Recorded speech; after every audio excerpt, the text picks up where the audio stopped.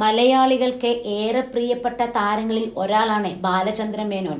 ഇദ്ദേഹത്തിൻ്റെ ഭാര്യയാണ് വരദ. ഇവരുടെ പ്രണയത്തെക്കുറിച്ചും വിവാഹത്തെക്കുറിച്ചുമൊക്കെ ബാലചന്ദ്രൻ മേനോൻ തുറന്നു പറഞ്ഞിട്ടുമുണ്ട്. ഒരിക്കൽ ഒരു സിനിമാ ചിത്രീകരണത്തിൻ്റെ ഭാഗമായി ഹോട്ടലിൽ താമസിക്കേണ്ടി വന്നു. ആ ഹോട്ടലിൽ വെച്ചാണ് വരദയെ ആദ്യമായി കാണുന്നത്.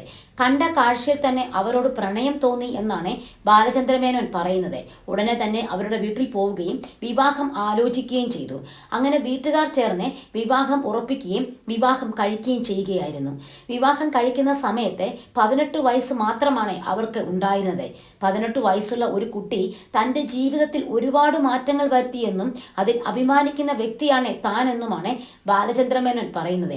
മണിയൻപിള്ള എന്ന ആദ്യ സിനിമയുടെ ചിത്രീകരണം നടത്തുന്ന സമയത്ത് ആണ് ഇരുവരും പരിചയപ്പെടുന്നത്.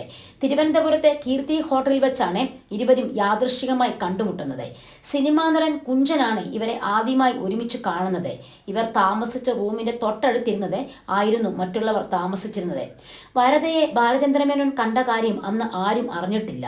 കാരണം ബാലചന്ദ്രൻ മേനോൻ അന്ന് വലിയ നടനല്ല, സംവിധായകൻ മാത്രമാണ്. പിന്നെ നേരെ പെൺകുട്ടിയുടെ വീട്ടിലേക്ക് കയറി ചെന്ന് പെണ്ണ് ചോദിക്കുകയായിരുന്നു. ഈ കുട്ടിയെ എനിക്ക് വേണം എന്നായിരുന്നു അദ്ദേഹം പറഞ്ഞത്.